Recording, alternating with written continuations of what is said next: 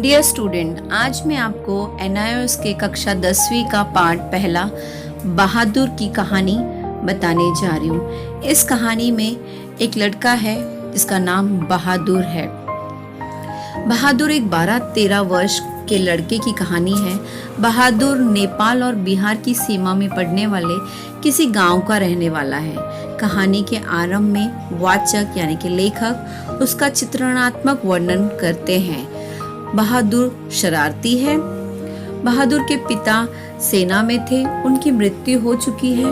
बहादुर अपनी माँ का इकलौता सहारा है, पर उसका मन काम में नहीं लगता।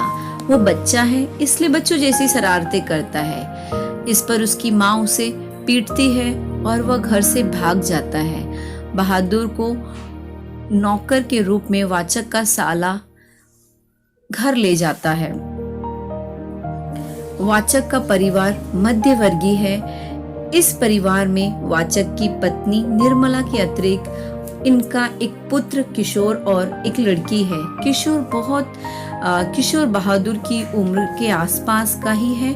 मध्यवर्गीय परिवारों में बहुत सी चीजें दिखावे के लिए लाई जाती हैं। इस परिवार में भी बहादुर दिखावे की चीज है। शुरू में निर्मला उसे बड़े स्नेह से रखती है। बहादुर भी खूब मेहनत से घर के काम हंसते हंसते करता है। किशोर घर का बिगड़ैल लड़का है और वो बहादुर को मारता पीटता है और हर समय उसके साथ में अच्छा तरह व्यवहार नहीं करता है। साथ ही गालियां भी देता है। उसे वाचक और निर्मला भी कोई नहीं रोकता। आगे चलकर निर्मला भी पड़ोसियों के बहकावे में आकर बहादुर की रोटियां बनाना छोड़ देती है। एक दिन वाचक के एक रिश्तेदार का परिवार वाचक के घर आया और उसने बहादुर पर चोरी का झूठा आरोप लगा दिया, जबकि बहादुर बहुत ईमानदारी से काम कर रहा है। इस दिन वाचक और उसकी पत्नी दोनों बहादुर को पीटते हैं। शाम को वाचक जब घर आता है तो देखता है कि अंगीठी अभी तक जली नहीं है। आंगन गंदा पड़ा है। बर्तन बिना मले रखे हुए थे। वाचक की पत्नी उसे खबर देती है कि बहादुर भाग गया। इसके बाद पूरा परिवार बहादुर के प्रति अपने व्यवहार और उसे पीटने पर पछताता है।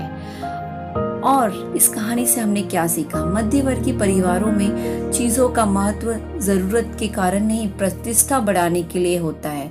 वाचक का परिवार भी ऐसा ही परिवार है। वो दूसरों की नकल करते हुए नौकर रखते हैं। बहादुर संवेदनशील, ईमानदार, मेहनती, हंसमुख और स्वाभिमानी है। वाचक में मध्यवर्गीय व्यक्ति के गुण दोष मिलते हैं।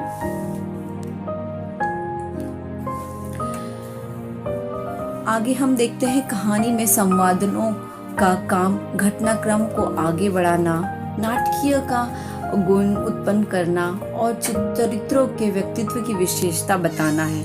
बहादुर कहानी के संवाद में ये विशेषता मिलती है। बहादुर कहानी के पात्रों की भाषा शैली से उनके भाव, परिस्थिति और व्यक्तित्व का पता लगता है। Thank you.